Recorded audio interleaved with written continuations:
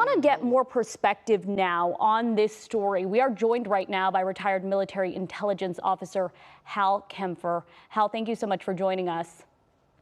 Thank you.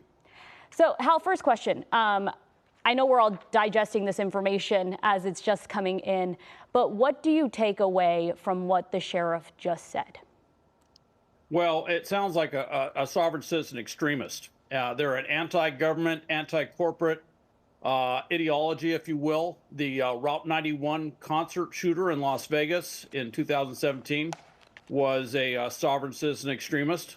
For example, there's been a number of them tied to violent extremist or terrorist attacks or plots over the many years, and classic signs that he pointed out. For example, the fake license plates. Sovereign citizens don't believe that the federal government is actually a legitimate government. They believe that when the 14th Amendment was passed in the Constitution, the federal government became a corporation, and that the states have ultimate sovereignty, but if the states subordinate themselves to the illegal corporate United States government, then they lose their sovereign authority. Anyway, it gets rather involved. I don't want to get into the whole thing. But one of the things they'll do is they'll create their own identification, they'll create their own license plates, and they will look similar in some ways, depending on how well they're done. They'll look similar to actual license plates, driver's licenses. In some cases, they'll create their own passports. It sounds like that may have been done as well, but they're not real.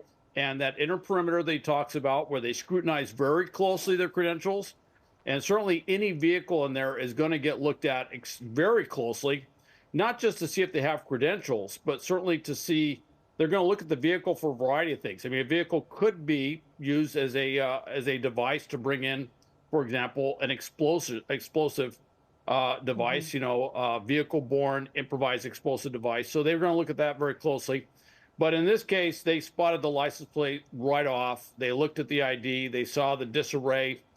These are all classic signs of someone out there kind of with sovereign citizen beliefs, sort of on the fringe. And I'm sure whatever he said, there's a number of triggers in the language of what he said. And I say this having trained literally tens of thousands of law enforcement, having trained law enforcement, security personnel, first responders in Coachella Valley on what to spot with these extremists. Also in Las Vegas, what to spot with these extremists. I know basically, there's a thing that they go through. There's a process they look at, and they did exactly what they were supposed to do. And of course, one thing led to another, which triggered certainly probably in short order a search of the vehicle where they found the weapons, and that led to him being placed in custody. I'm not sure if they have enough to go with to prosecute. They're going to we'll find out. I don't want to speculate, but obviously the fact that he was released from custody tells me that there are certain things that they were not able to get from either interviewing him or something else. Yeah, and Hal, the sheriff, Chad Bianco, did identify the suspect as Vem Miller, 49 years old, of Las Vegas. We know he has since been released from custody. Some reporters mentioning possibly already back in Las Vegas, there in Clark County. How do you think this investigation will now turn? What are the next steps? You heard the sheriff talk about working with possibly the FBI and Secret Service there, but you mentioned those charges. Will he be charged? I'm sure they'll charge him on something. Certainly just bringing those weapons into a site like that. I'm absolutely sure that's violated at least a few laws, and I don't know if they're felonies, but they might be felonies. There are certain things that apply to the president of the United States or the former president or protectees that don't apply elsewhere. So they may charge them with that. There may be some other things involved with it, but certainly the weapons jumps right out at me. And then of course, trying to get into that particular area, there might be some special laws or restrictions imposed with that as well. I don't know if they were able, obviously they didn't book him on a felony because I don't think he would have been released if that was the case, but they're certainly going to be tracking him very closely to see everything he does, where he goes. He probably doesn't have a vehicle at this point, because if the vehicle had fake plates, then they probably impounded the vehicle as well. And he's going to have to show that it's actually registered somewhere. And that's typical of these sovereign citizen extremists, that they would not have it registered anywhere. I would bring up the 2013, if you remember the attack at LAX Terminal 3.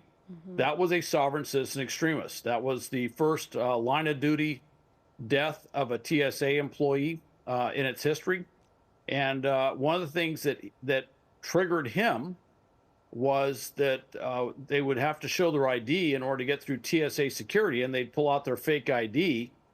And this was always frustrating, because TSA wouldn't let them through the security because they didn't have real ID. Now, more often than not, they'd have a real driver's license in the stuck in their shoe or something like that they'd eventually pull out. But this had been an issue with them, and certainly he was apparently trying to pass off fake identification along with the fake plates. And we'll see if he has real identification somewhere. But it's a very interesting situation. Hal, thank you so much for joining us. Retired military intelligence officer Hal Kempfer, thank you again for that insight. And our Lord Posen is in Riverside right now, listening to the rest of that press conference with Sheriff Chad Bianco. We will